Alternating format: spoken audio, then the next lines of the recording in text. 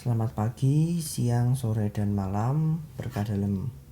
Saya Rangga Dhamma Aditya dengan NIM 21L10033. Di video ini saya akan menjawab beberapa pertanyaan yang diberikan oleh Pak Greg melalui video menganalisis kebencian. Tetapi sebelum itu mari kita awali pembahasan ini dengan doa. Dalam nama Bapa, Putra, dan Roh Kudus. Amin. Tuhan, terima kasih atas berkat dan penyertaan-Mu pada kami sehingga kami pada saat ini dapat mengikuti mata kuliah pendidikan agama. Kiranya apa yang akan kami bahas dan apa yang akan kami terima berguna bagi hidup kami untuk sekarang dan kedepannya. Amin. Dalam nama Bapa, Putra, dan Roh Kudus. Amin. Beberapa pertanyaan yang diberikan oleh Pak Greg adalah sebagai berikut. Yang pertama, jelaskan apa itu kebencian dalam 5W dan 1H.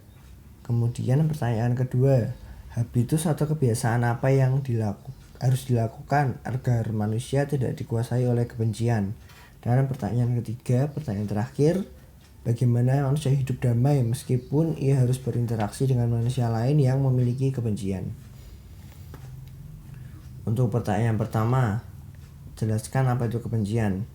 Kebencian menurut saya adalah emosi atau perasaan tidak suka kepada sesuatu secara lebih dengan melambangkan ketidaksukaan, permusuhan, antipasti untuk sesuatu. Sedangkan menurut Alkitab, kebencian adalah racun yang menghancurkan seseorang dari dalam, menghasilkan kepahitan yang menggerogoti hati dan pikiran kita. Kapan kebencian muncul dalam diri kita? Kebencian dapat muncul ketika kita sudah terlalu jenuh dengan sesuatu yang tidak kita suka, yang membuat kita menjadi sesuatu yang tidak seperti kita. Di mana kebencian muncul? Kebencian dapat muncul di mana saja, tetapi lebih sering muncul pada sesuatu di sekitar kita. Entah itu seseorang terdekat kita, ataupun sebuah hal yang sering kita jumpai. Siapa yang menyebabkan kebencian? Saya sendiri tidak pernah merasa membenci orang, karena dari diri saya pribadi memang lebih memilih untuk diam dan berjalan mengikuti arus saja, sehingga saya belum pernah merasa benci kepada seseorang. Mengapa kebencian dapat muncul? Kebencian muncul karena diri kita sudah trauma atau bahkan sudah pernah tersakiti oleh sesuatu yang kita ketahui dengan detail. Bagaimana kita dalam menghadapi kebencian itu? Dalam 1 Yohanes 1 ayat 9, kemudian dilanjutkan Yohanes 2 ayat 1, tertulis, kita harus cepat menyelesaikan masalah dengan setiap orang mengenai segala sesuatu. Tidak peduli seberapa sepelenya hal tersebut. Allah akan setia untuk mengampuni seperti yang Dia janjikan. Jika dari saya sendiri, kita dapat menghadapi kebencian itu dengan sikap yang dewasa. Maksud saya di sini adalah kita tidak perlu membeberkan atau memberitakan kebencian kita itu secara terang-terangan kepada publik. Cukup kita hiraukan saja sesuatu yang kita benci tersebut. Kemudian untuk pertanyaan kedua, kebiasaan apa yang harus dilakukan agar manusia tidak dikuasai oleh kebencian?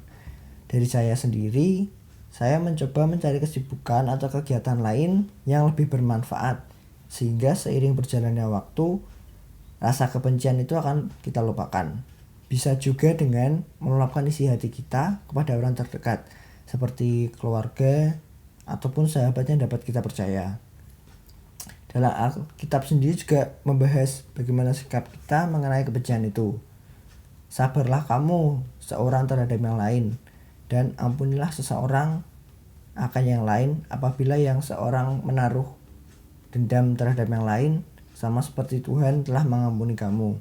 Kamu perbuat jugalah demikian. Perkataan tadi itu atau ayat tadi tertulis pada Kolose 3 ayat 13. Kemudian untuk pertanyaan terakhir, bagaimana manusia hidup dengan damai meskipun ia harus berinteraksi dengan manusia lain yang memiliki kebencian? Pertama-tama, kembali kepada iman dan kepercayaan manusia itu masing-masing. Kita dapat menguatkan iman dalam diri kita serta mendekatkan diri kita kepada Tuhan agar hidup kita dapat damai. Kedua, dari pribadi manusia itu sendiri, kita dapat memberikan batasan atau jarak dengan manusia yang memiliki kebencian tersebut, sehingga kita tidak tertular oleh kebencian itu. Kemudian saran terakhir adalah memberi nasihat atau membantu orang yang memiliki kebencian. Siapa tahu dia hanya butuh seseorang yang mengerti dia, atau dia butuh tempat untuk bercerita. Berikut tadi adalah jawaban dan pendapat saya mengenai pertanyaan yang diberikan oleh Pak Greg. Mari kita tutup pembahasan ini dengan doa. Dalam nama Bapa, Putra, dan Roh Kudus. Amin. Tuhan, terima kasih atas bimbingan-Mu dan penyertaan-Mu selama kami menjalani mata kuliah pendidikan agama ini. Kiranya apa yang kami terima, apa yang kami dapatkan pada pembelajaran kali ini mampu membuat hidup kami menjadi manusia lebih baik, serta untuk tidak meluapkan atau tidak memberikan rasa kebencian tersebut dalam hidup kami. Kemuliaan pada Allah Bapa, Putra, dan Roh Kudus, seperti pada permulaan, sekarang, selalu, dan sepanjang segala abad. Amin. Dalam nama Bapa, Putra, dan Roh Kudus. Amin. Sekian dari saya. Jika ada salah kata, terima kasih dan berkah dalam.